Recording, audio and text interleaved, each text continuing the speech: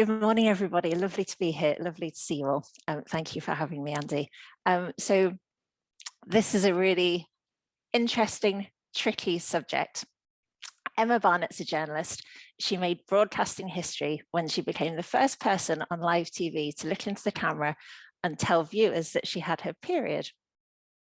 She was chairing a debate about whether companies should offer time off for people having painful periods.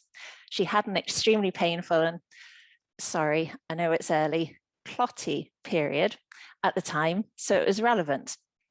They came off air and her co-host, important to note he was male, lowered his head into his hands and said, "Why, oh why did we need to talk about this, Emma? Guess what year that was?" You can write it in the chat section.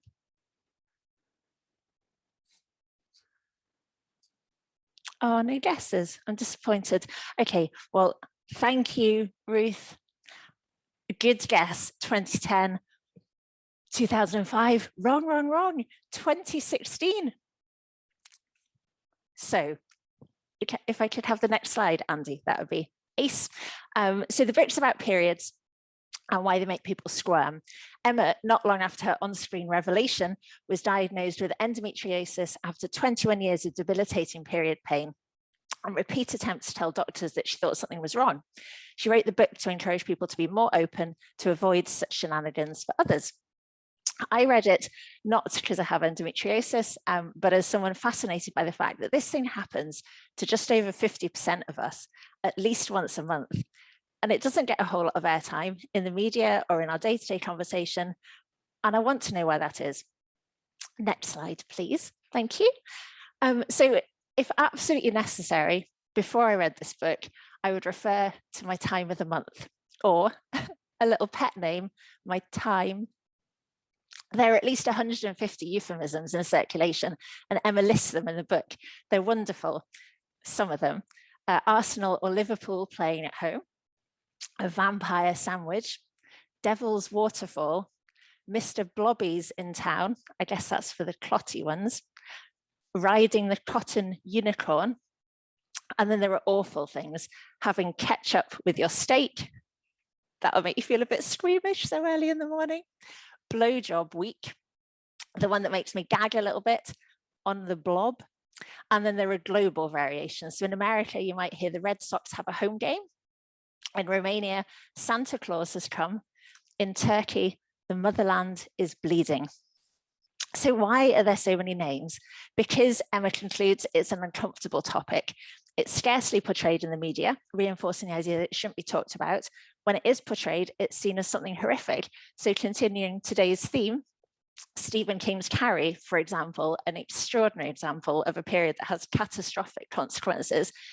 There are a couple of scenes in I May Destroy You. If you've seen it, you'll know. These seem to me the way the conversation should be going, but they're the exception, not the rule. And when you need to buy your, things, you'll find them in a chemist or a supermarket in a section called feminine hygiene, but we're not dirty. So it's all around easier if you sweep it under the carpet. Next slide, please. I helped develop a campaign for the Scottish Government, and I think others on this call might have had a hand in this too. So thank you to those two. It ran at the start of 2020, and it was intended to tackle the stigma attached to periods, use the euphemisms as a jumping off point, and works on the principle that if we can't call it by its name, how can we even start to dismantle the stigma? But part of the stigma comes from the fact that periods are a little bit scary. If I could hop onto the next slide, please. Thank you, Andy. So I'm lucky. I don't approach my period with actual fear, though most people with a womb probably remember the first time they glanced at their knickers to see, you what? We're not meant to bleed, right? Lots of us get a little bit swimmy in the head if they get a bad bump and bleed a lot. But many of us bleed a lot once a month from a place where really you might not want to bleed. It's nasty, icky, messy, a total pain in the arse. When I was a teenager, I got such bad cramps that I'd throw up regularly. So I learned the Samaritans were set up by a vicar in 1953 who 20 years before had conducted the funeral of a teenage girl who'd been so frightened when she started her period, she thought she had a sexually transmitted disease, that she killed herself. periods are a little bit scary.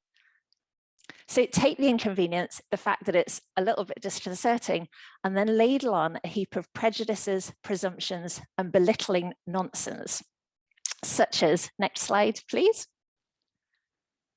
This awesome quote from, take a guess, President Trump, one time President Trump, of a Fox News presenter who gave him a not very taxing grilling in an interview.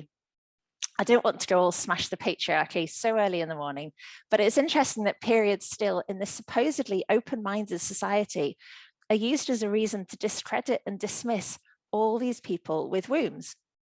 But take a minute and search your soul.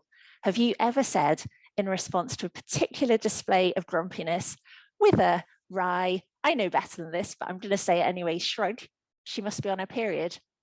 I have. According to Emma in Finland, they call periods mad cow disease. Some of the prejudice, judgments, nonsense is coming from men.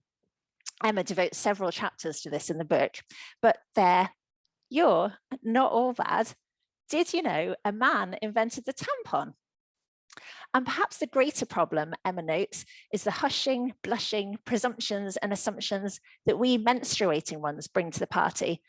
The stigma's alive and thriving, and we women are just as much to blame. Slide 4 or thing 4, please, thank you. So Emma's Jewish. Before she married her husband, she was invited to chat with a volunteer at the friendly local synagogue in Bayswater, London, to find out more about getting wed. The volunteer informed her softly and sweetly, adverbs? Anyway, Ollie, sorry, I was listening, I did write notes. Anyway, the volunteer informed her softly and sweetly that every month when she bled, she became impure, unclean for her husband. So during this time, she shouldn't touch him. She shouldn't even serve him food. Other cultures and countries take more extreme precautions to avoid people being tainted by our uncleanliness. In Uganda, certain tribes prevent the bleeding women from drinking cow's milk during their time of the month for fear they contaminate the herd. And you'll have heard of chapadi, the huts that women and girls in Nepal have to occupy away from their homes during their period. I read these stories and I consider myself lucky to just have to deal with the inconvenience. But once again, is there part of me that is complicit in this, I wonder? 30 years ago, always, with their super thin pads, didn't exist. Teenage me hadn't figured out tampons. The sanitary towels, they were called, the clues in the name, were bulky, not very absorbent for a period knicker. So, sorry, this is really gross, but you did kind of wallow in your own blood. I remember being really paranoid that I smelt, that everyone at school could tell that I had my period. Fast forward 30 years, and we did research with teenagers and young women to help us develop the campaign I showed you earlier, and found exactly the same thing. Today's too cool for school, picture perfect young women talked about being worried that they smelled when they had their period. So couple that yuck with being told for several days a month that you are a bit yuck, and we wonder why we're not always bursting to lean in. Thing 5, please.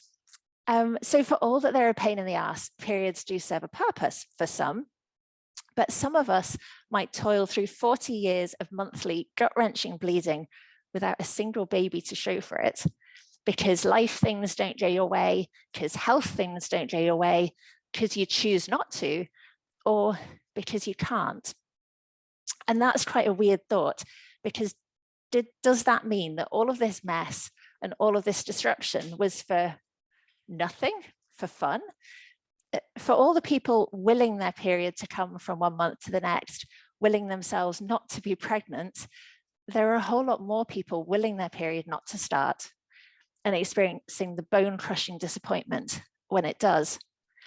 Emma's story ends happily. Her endometriosis is diagnosed, treated, she gets IVF, she gets pregnant. She writes the book in the 3 crazy months after she's given birth to a long, longed-for boy. But she's one of the lucky ones. My periods are starting to get a bit bumpy. I'm not sure when I'll become the beautifully badged perimenopausal. Maybe I'm there already. But awaiting a period one month, I had the sudden thought that I'm on the verge of finishing this pain in the ass practice, fangling around for too long in bathrooms several days a month. Did I feel happy? to my horror, a tiny bit of me felt obsolete. My purpose served on this planet. Me with no intention of trying to birth a child, me who considers herself a feminist, I fleetingly felt redundant. A few days later, my period started. So summing all of that up, and my final slide, thank you, Andy. What does Emma want to take from her book? She finishes it with a manifesto, asking us not to erase them, not to do down women's brutal experiences of periods, but to, and this is a quote, elevate them from the dark underworld of our knickers to normality, so that all people are no longer appalled by periods, and the people that want to can talk about them freely, problems shared and all. Thanks for listening. Thanks so much, Claire. I'm gonna